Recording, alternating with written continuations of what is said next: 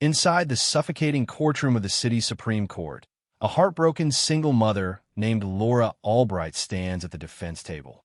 Once a vibrant, beautiful woman, her face is now pale, sunken, and stained with tears. Her wrists are locked tightly in cold, iron handcuffs. She stands accused of stealing millions of dollars from her employer, Victory Corporation. Opposite her stands prosecutor Andrew Vale, a man notorious for his cruelty and arrogance. Dressed in an expensive tailored suit, Vale leans against his table with a condescending smirk. To him, Laura is nothing more than a pest trapped in a cage. This case is just another quick checkmark on his golden resume, an easy, open, and shut win that requires zero effort. High up on the bench sits Judge Harrison, quiet in the wheelchair he has been confined to for years. His eyes are hollow, cold, and exhausted. Years of bitterness following a mysterious accident that paralyzed his legs have extinguished his passion for justice.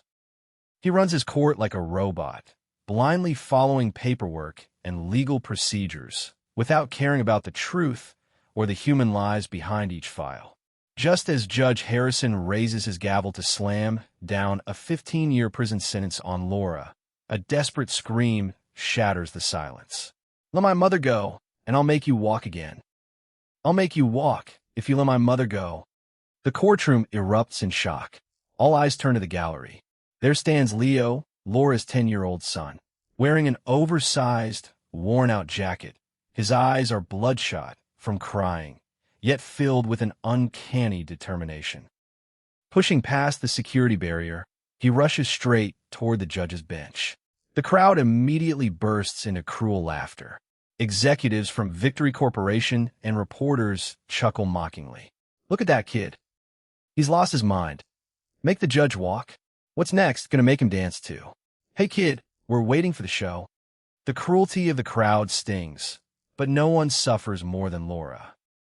Seeing her little boy turn into a laughingstock breaks her heart into pieces. She screams through her tears, straining against her heavy chains. "Now, my baby, don't do this. Please, don't embarrass yourself for me."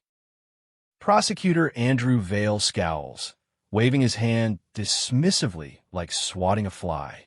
"Your Honor, I ask that this ridiculous disruption be removed immediately. We are here to deliver justice, not to delay proceedings for a child circus act." "Your words won't change the law, kid. Your mother is going to prison, and no miracle on earth can stop that." But Leo doesn't back down. Standing tall against the guards and Vale's cruel smirk, he looks directly into Judge Harrison's eyes. "I'm not scared.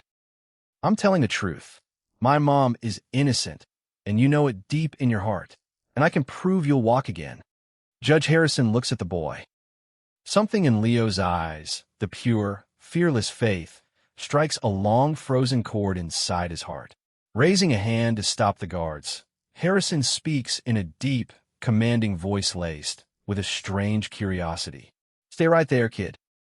You have exactly 30 seconds. 30 seconds to convince me not to have security throw you out and finalize your mother's sentence." The room holds its breath. The police tighten their grip on their batons. Andrew Vale crosses his arms with a smug grin, waiting for the boy to utter nonsense. But Leo takes a deep breath, his voice trembling, yet crystal clear. "Your Honor, my mom always taught me that the truth leaves trails, and so do lies. On the night they claim my mom stole that money, she was with me at the hospital. I had a severe breathing crisis, and the doctors rushed me into emergency care. My mom stayed by my side all night long. There are medical records. There are security cameras. The nurses saw her." Tears stream down Leo's face as he recalls that painful night. "How can my mom be at the office stealing money when she was holding my hand, singing softly to me while I cried in pain? She didn't leave my side for a single second." A chilling silence falls over the courtroom. The smirk on Andrew Vale's face freezes, a cold shiver running down his spine. Attorney Lane, Laura's struggling defense lawyer, who had previously given up, snaps to life. He leaps out of his chair.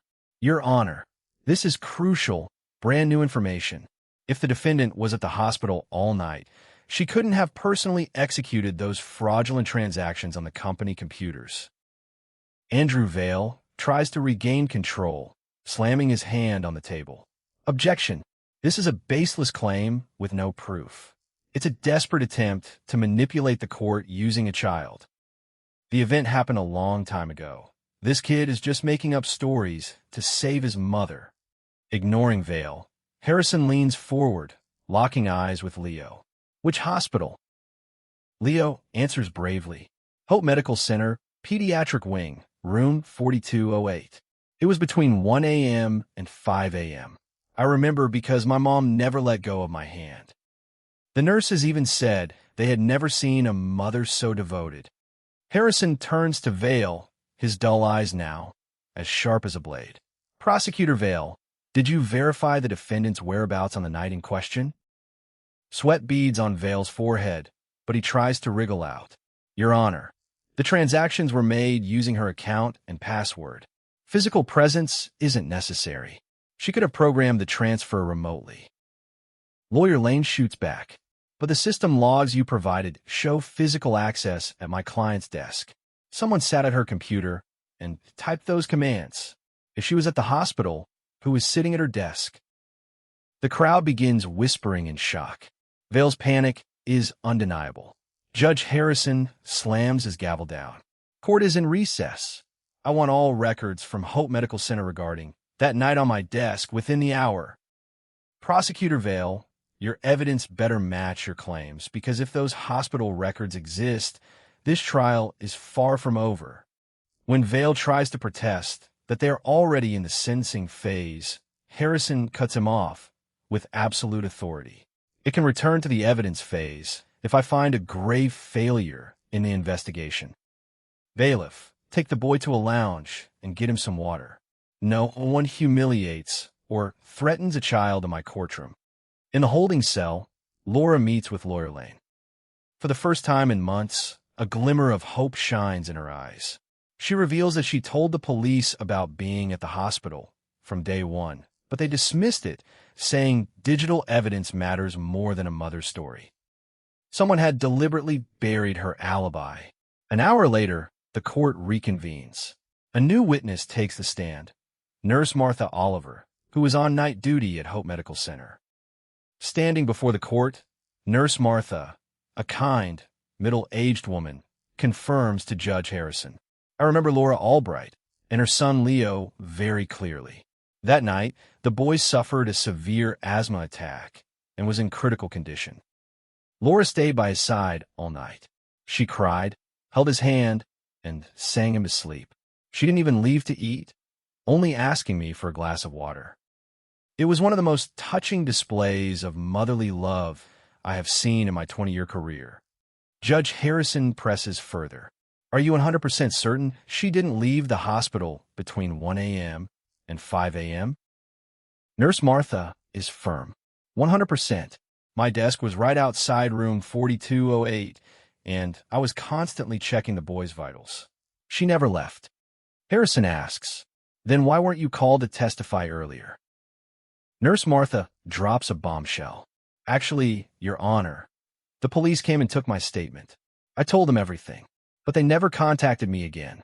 I thought it was strange, but I assumed my testimony wasn't important to the case. Hearing this, rage erupts in Judge Harrison's eyes. He glares at Andrew Vale. The prosecutor looks like a ghost, sweat soaking his expensive collar. His arrogant confidence has completely dissolved into sheer panic. Lawyer Lane leaps up. Your Honor, I formally request that this trial be suspended and a full review be ordered. There is clear evidence that my client was framed and the police intentionally hid vital evidence from the court. Judge Harrison slams his gavel. Request granted. Trial is suspended pending a full investigation into misconduct. Laura Albright is released on house arrest. Remove those handcuffs immediately. The iron cuffs click open. Laura rushes to Leo, pulling him into a tight embrace as they weep together. The crowd that once mocked them now erupts into applause. Leo looks up at Judge Harrison, with eyes that say, "I knew you'd do the right thing." After the trial is suspended, the story shifts to the dark underworld behind the scenes. In a luxurious penthouse, three powerful men hold an emergency meeting. Maurice Brand, CEO of Victory Corp., Congressman Sergio Castellano, and Police Chief Oliver Mendoza. Andrew Vale stands before them, cowering under Maurice Brand's fury. "You promised this was an open and shut case, Andrew." Brand roars, hurling a glass against the wall. "Do you have any idea how much money is at stake with Victory Corp's upcoming merger? If she hires private investigators, our entire money laundering operation will be exposed." Vale begs Giuspiratelli. I didn't know about the hospital alibi.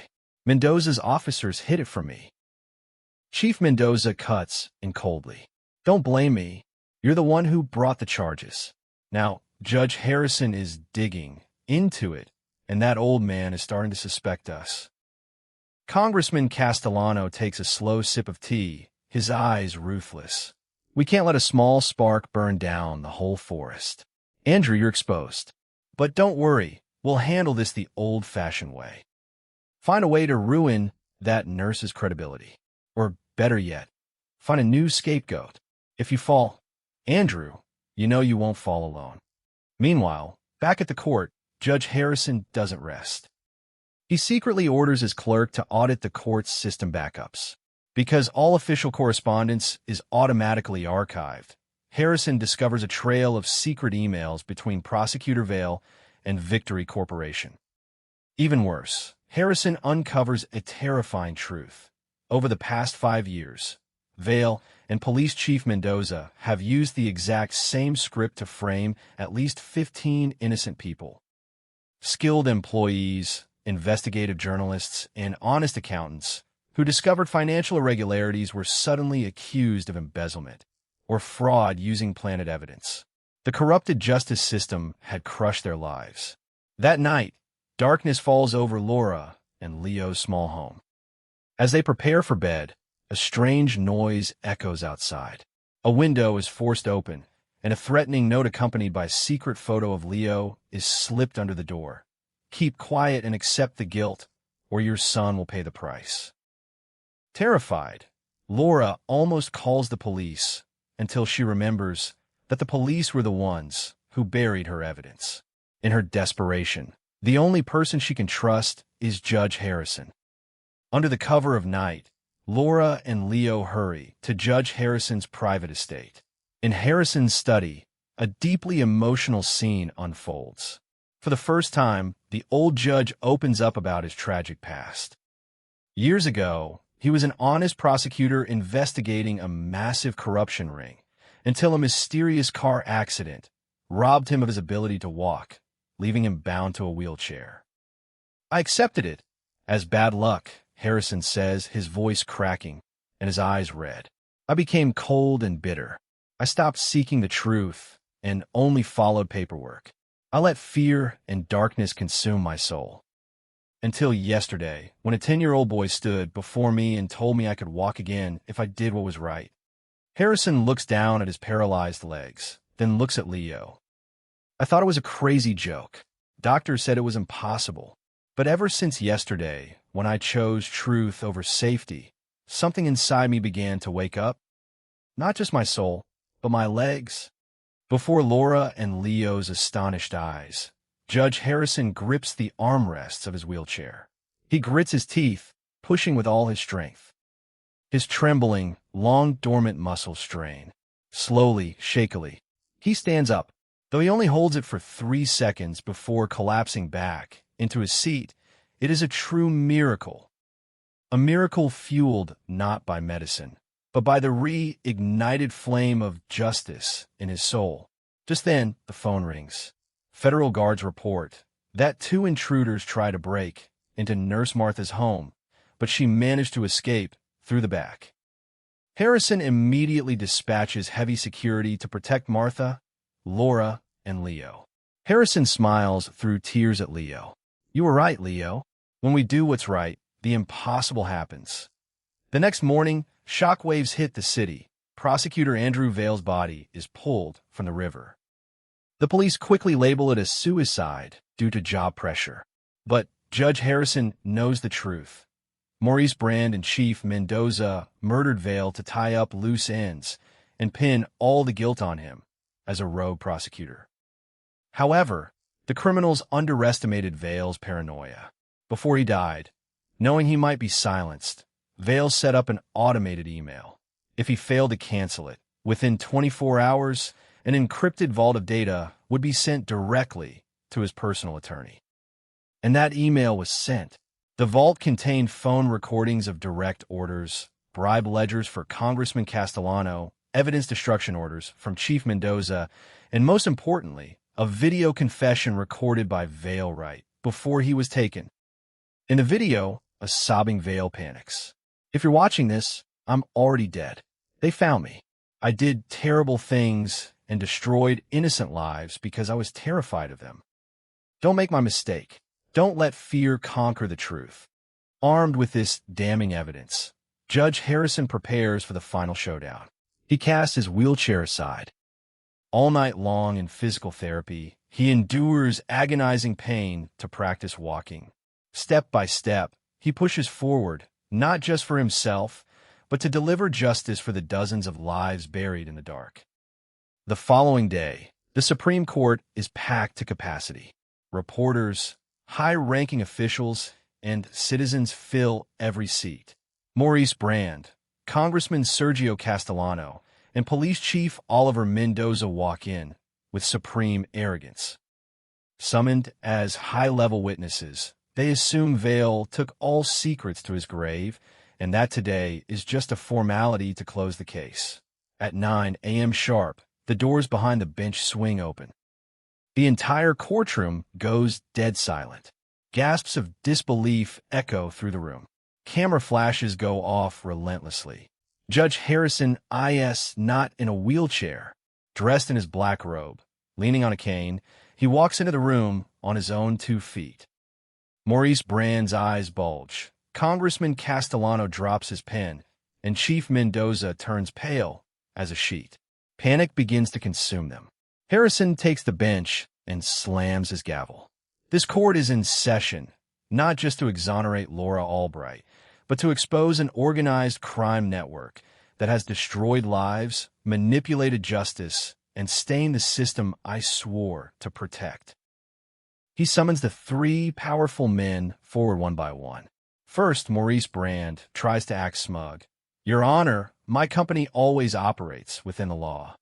Harrison cuts him off, flashing multi-million-dollar wire transfers to shell companies, offshore tax havens, and money laundering contracts. Next, Congressman Castellano stammers. Those were just legal campaign donations. Harrison reveals evidence showing those donors were fake companies created by Victory Corp to clean dirty money and by his political power. Finally, Chief Mendoza sneers. "You have no proof? I ordered any frame-ups." Harrison smiles coldly. "Is that so? Bring in the witnesses." The doors open, and 15 past victims walk in. Among them are Teresa Foster, an accountant framed and jailed for 2 years after discovering theft, and Richard Neens, an investigative journalist whose career was destroyed for trying to expose Victory Corp. They stand in a line, glaring at their oppressors with righteous fury. Maurice Brand panics, shouting, "These are baseless allegations. You can't prove anything." "I'm not proving it." With their words, Harrison's voice booms through the room. "I'm proving it with the confession of your accomplice before he was murdered." The giant screen in the courtroom lights up. Andrew Vale's video confession plays alongside recorded phone calls, where Brand, Castellano, and Mendoza directly order frame-ups. The arrogant facades of the criminals shatter completely. Maurice Brand collapses into his chair. Congressman Castellano trembles uncontrollably. Losing his mind, Chief Mendoza reaches for a concealed gun in his jacket, but federal agents instantly tackle him to the floor, pinning him down and slapping on iron handcuffs. The courtroom erupts in thunderous cheers. Judge Harrison slams his gavel, delivering a historic sentence. Maurice Brand, Sergio Castellano, and Oliver Mendoza, you're formally charged with organized crime, corruption, procedural fraud, and the murder of Andrew Vale. Take them into custody immediately. As the villains are dragged away in disgrace, Harrison turns to the 15 innocent victims. On behalf of the state and the justice system, I declare all criminal records erased and all charges cleared. The state will provide full financial and moral restitution for every single day you suffered injustice. Finally, Judge Harrison steps down from his bench. Leaning on his cane, he walks over to Laura and Leo. Before the entire room, the majestic judge bows his head to Laura Albright. Ms. Albright, on behalf of this court, I sincerely apologize to you. I am sorry for not listening from the beginning and for almost allowing an innocent mother to be sent to prison. And thank you for raising such an extraordinary son. Harrison turns to Leo. He kneels on one knee before the 10-year-old boy. From a velvet box, he pulls out the Medal of Civic Merit, the highest honor the court can bestow upon a citizen for extraordinary courage. He pins the medal onto Leo's jacket and says softly, "Leo, you didn't just save your mother. You saved 15 other families, and you saved my soul. You taught an old judge that justice isn't about cold laws on paper. It's about having the courage to protect the innocent." Leo smiles, tears of joy streaming down his face. He throws his arms around the judge's neck. "I promised you'd walk again if you did what was right." The story closes with Laura and Leo holding each other tightly in the warm morning light filling the courtroom. The narrator's voice echoes with deep emotion. The justice system is built by people, and people can fail or be corrupted by power. But people can also stand up, fight back, and reclaim the truth. Never underestimate the power of a courageous heart that refuses to accept wrong as normal. Because when justice speaks, the walls of crime will fall, and the truth will always rise again. What an emotional roller coaster. When Justice Awakens isn't just a legal drama.